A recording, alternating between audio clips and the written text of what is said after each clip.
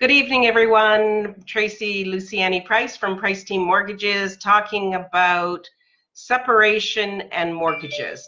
I was just at my nephew's beautiful wedding on Saturday in Ancaster and seeing the love and the bliss and everyone's well wishes and happiness on that day just brought me great joy, because you always think to yourself, oh my goodness, isn't that the way love should be? But what happens when love goes wrong? You know, it's sad that I'm bringing this up today after going to that joyous event, but I also am on the other side of when people separate. And I see a lot of people who are under a lot of stress as there's lots of fights when separations. It doesn't have to be that way, but often there's a lot of fights, and people get into kind of survival mode, which is where everybody's trying to scratch for their piece of the pie. Obviously, when there's children involved, it's even more devastating. I've been through it myself, and I guess that's part of the reason I have a penchant for helping people who are going through a horrible separation. But I can usually help it not be horrible. And that's when both of the couple leave with their dignity, and they're able to restart their life and not lose significant amounts of money and pride and everything else. So we do see people that are thinking about separating and want to know what their rights are in terms of mortgages. One of the biggest misnomers is that you have to sell the house. Nothing could be farther from the truth, and that's why you can come and see us.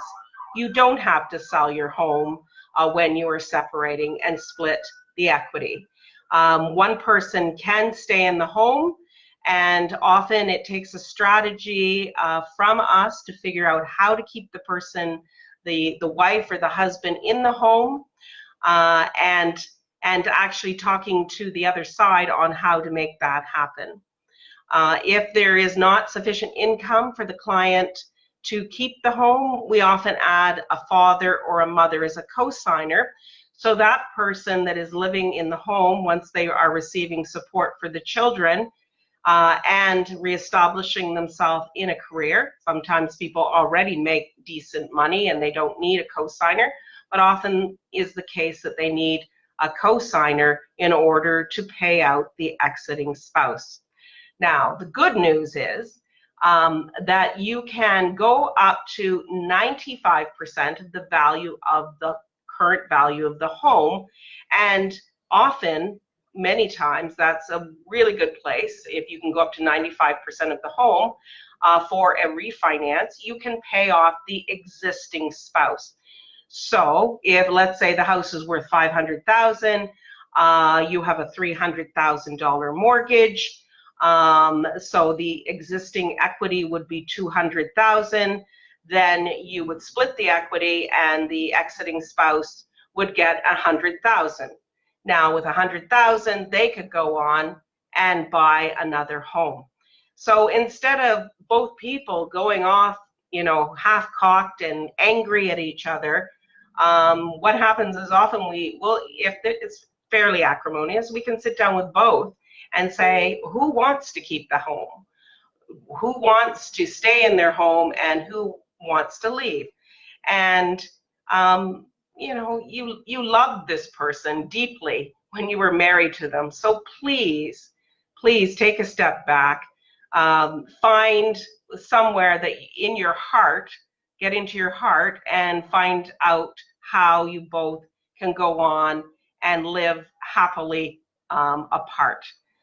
Nothing is worse for the children to see their parents fighting and arguing about money, and nothing is worse than seeing someone have to go to live in, you know, subsidized housing all of a sudden because they one time had their home. We see everything here. So if you start with a strategy and come to us first, we can help you figure out how to make this all work. When you think about it, if you can pay out your ex-spouse the money that they are asking for, or they believe they should be entitled to, if you can avoid lawyers that only try to, some lawyers, I'm not saying all, get you angry at each other, more angry, and certainly that was the case in my painful divorce. Try to keep a level head. Try to take the emotion out of it. Try to look at this as a business arrangement where you both have a win-win situation, that both of you can go on with your life. And so that's what I wanted to talk to you about this evening. Now, really, in actual fact, people that have gone through a divorce, often it has to do with finances. So those of you that are sitting on the fence and thinking about separating or thinking this isn't worth it, often financial stress is at the crux of the problems. Other things develop afterwards, but really it's because you are both, one person is spending, the other person disagrees with the spending. You're both operating, well, I earn my money, you shouldn't be able to tell me what to do with my money. So again, it's getting back on the same page. And the way most couples operate today, unfortunately, is not, like our parents did, where they budgeted their money, and they more was in today's day and age is going out than coming in. So this is where everything starts. So I don't know, try and mend fences, do whatever you can to keep your marriage if you can. That's the best, especially if it's a healthy relationship. If it's unhealthy and it cannot be mended and there's no way back, then please think about how one person can keep the home, if that's in the children and your best interest. I just had recently a client who came to us, and basically she had been turned down by her bank.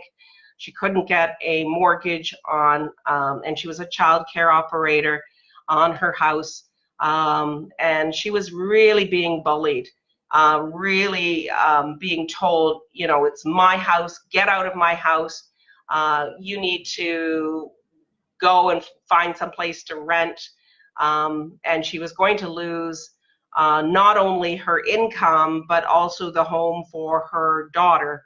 So we were able to find a solution for her to pay out her ex-spouse. She's able to stay in her home. She's able to not disrupt her child.